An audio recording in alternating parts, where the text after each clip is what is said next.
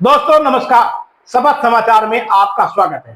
दोस्तों, मुजाहिद आर्मी का सरगना मोहम्मद रजा के कारनामे ऐसे अजीबो गरीब थे जिनको सुनकर आप भी दंग रह जाएंगे। यह मोहम्मद रजा कोई अब आम व्यक्ति नहीं बल्कि एटीएस के लिए खास व्यक्ति है।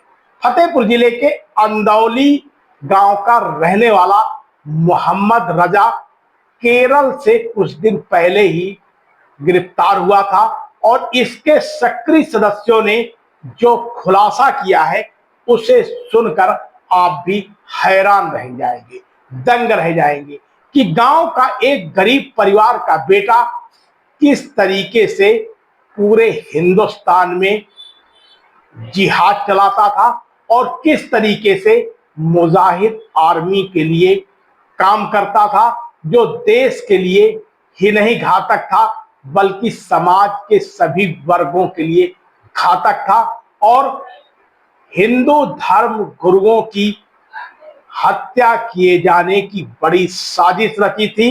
इस दौरान एटीएस को मिली मुखबिरी के बाद जो 3 सदस्य गिरफ्तार हुए, उनके कबूलनामे, उनकी निशानदेही के बाद मोहम्मद रजा को एटीएस ने केरल से गिरफ्तार किया।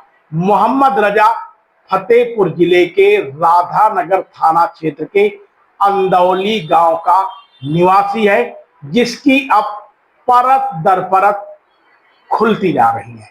खबर विस्तार से जानने से पहले आप हमारे चैनल को सब्सक्राइब कर लीजिए, लाइक करिए, साथ ही कमेंट करिए ताकि ऐसी खबरें आप तक पहुंच सके। दोस्तों, फतेहपुर जिले के राधानगर थाना क्षेत्र के अंदौली गांव का रहने वाला मोहम्मद रजा अपने 2 अन्य भाइयों के साथ केरल में रहता था।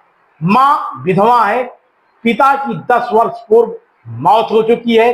जमीला राम की मां को प्रधानमंत्री आवास योजना के तहत गांव में आवास मिला और वो बेसिकली तौर पर मजदूरी का काम करती है।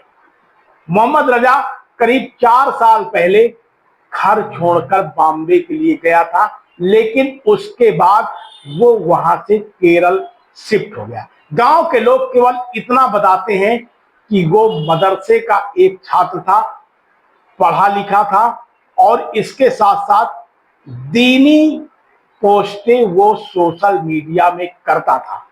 दोनों भाइयों के साथ वो केरल में शिफ्ट हो गया।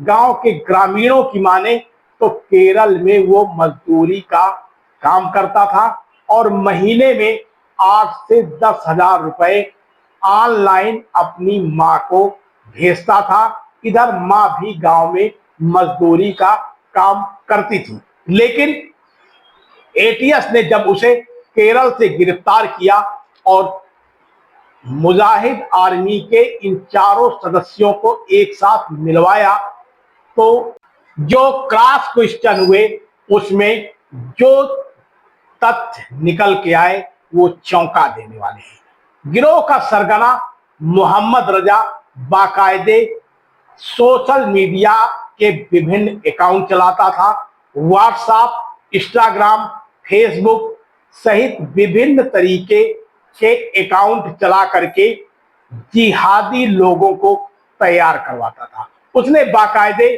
एक किताब भी छपवा रखी थी, उसके निशाने पर बेसिकली तौर पर हिंदुस्तान की लड़कियां हुआ करती थी। वो ऐसी लड़कियों की तलाश में रहता था जो शारीरिक तौर पर हष्ट पुष्ट एवं खूबसूरत हुआ करती थी। ऐसी लड़कियों को वो अपने जाल में फंसाता था और उन्हें भारत के खिलाफ भड़काए जाने का काम करता था।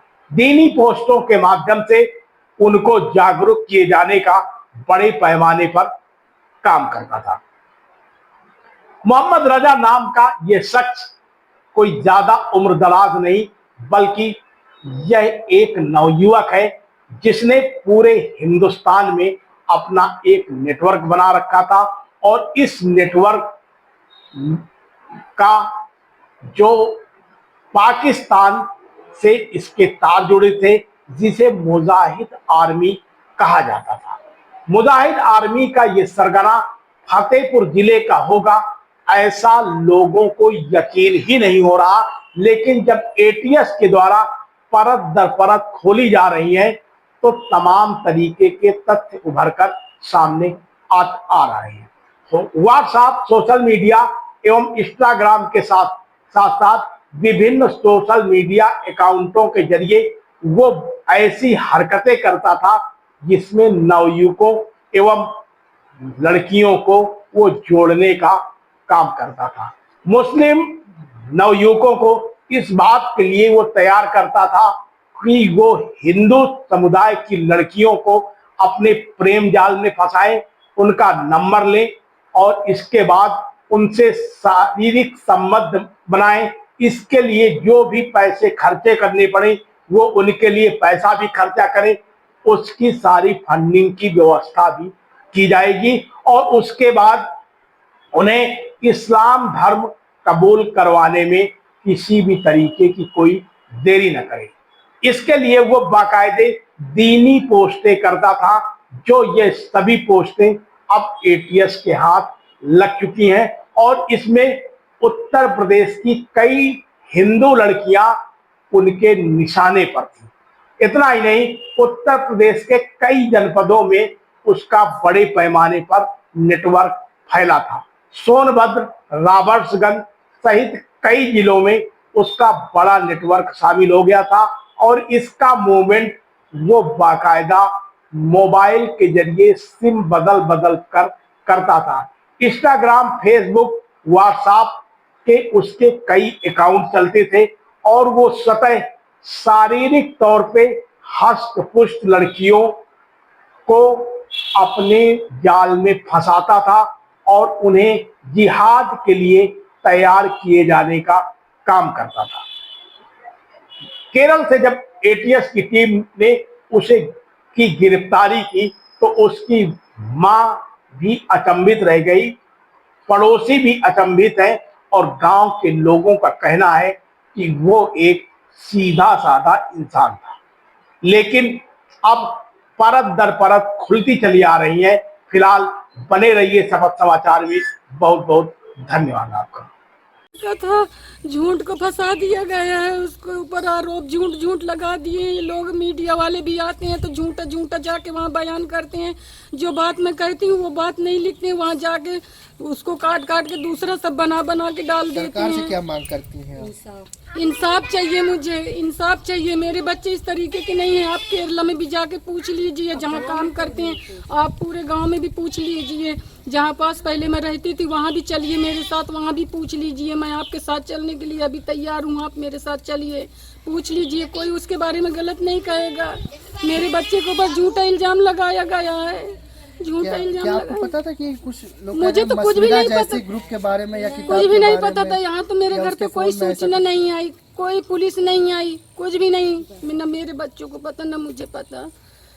अच्छा, मुझे इंसाफ चाहिए सिर्फ बस। जैसे कि कुछ लोग आरोप लगा रहे थे कल कि मतलब जिहादी तौर पे तैयार करता था वो इस तरह के। नहीं, ये भी सब गलत है, सब गलत है। मेरे बच्चे बहुत सीधे हैं, इतना उम्र का वो नहीं है। खा पी के जल्दी से बड़े हो गए। हम गरीब हैं लेकिन हम अपने बच्चों को चाहे मिर्चा रोटी खिलाएं, लेकिन हम पेट भर खिलाते हैं खाना। छोटे बच्चे लेके जंगल में घाम में मतलब काटते घूमते हैं। सबसे पूछ लो, हम बहुत वो हैं, समझ लो गरीब आदमी हैं। हम कैसे आपसे बताएं किस तरीके। हमारा तो दिमाग खराब हो रहा। हमको तो लगता है हम भी जहर खा के मर जाएं, अपना जान दे दें। अल्लाह, इनकी पढ़ने की उम्र थी लेकिन गरीबी की वजह से न पढ़ा पाए। अब ये तनी से कमाने लगे हैं तो अब इस तरीके का आरोप लगा दिए हैं। हाँ अल्लाह, वही तो कमाने वाला था बेचारा। हाँ अल्लाह, तो उनकी पेट की गोली कैसे चलेगी? बोल रहा है कि सोशल मीडिया में भी कुछ डाला करता था, वीडियो बना के। ये कुछ भी नहीं डालता है। नहीं, ऐसे डाला होगा जैसे कि तो कोई गलत। सारे लोग बता रहे हैं कि गलत कुछ भी नहीं डाला। गलत कुछ भी नहीं है उसमें, मतलब गलत कुछ भी नहीं डाला गया। आपने मतलब देखा फोन में लोगों को जोड़ने का काम करता है। इतना पढ़ा लिखा नहीं है, पढ़ा लिखा भी इतना ज़्यादा नहीं, 5 तक पढ़े और कहो 5 फेल हुए, यो नहीं है जनते। क्या मांग क्या करते? मांग यही है कि गरीब का लड़का है, छूट जाए तो अच्छी बात है। आरोप ये भी है कि वो लड़कियों को जिहाद के लिए तैयार करते थे, ऐसा नहीं, भी है। ऐसा गलत कुछ बात नहीं, है, ये नहीं, ऐसा कुछ नहीं है वहाँ पे। कुछ भी नहीं है ऐसा। कुछ नहीं है यार। क्या नाम है तुम्हें? मेरा मोहम्मद जाहिद। लोगों को जोड़ता था, ऐसा कुछ? ऐसा कुछ नहीं है, वो बहुत सीधा साधा लड़का है। यहाँ पे कोई न ग्रुप बनाता है न कुछ करता है, अच्छा खासा आता है, कमाता खाता है।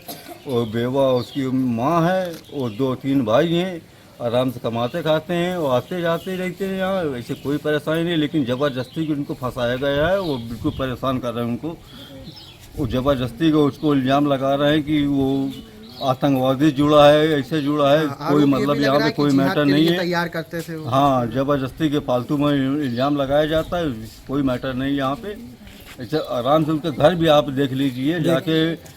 अगर ऐसी आतंकवादी जुड़ा है, 1 करोड़ रुपए उसके खाता में, अगर तो घरों से आप देख लीजिए कि कौन से 1 करोड़ का घर है कि नहीं है। वो अच्छा खासा कमाते खाते, ऐसी कोई बात नहीं भाई। और ज़बरदस्ती के वो फंसा रहे हैं। फंसाने वाले कोई जलने वाला होता है, कोई उल्टा सीधा इल्ज़ाम लगाते हैं, ऐसे कोई बात नहीं है। क्या नाम है आपका? जाहिद, कहाँ रहने वाले? अंदौली के रहने वाले हैं। जाहिद नाम है मेरा, ऐसे कोई बात नहीं। आप देख रहे हैं शपथ समाचार।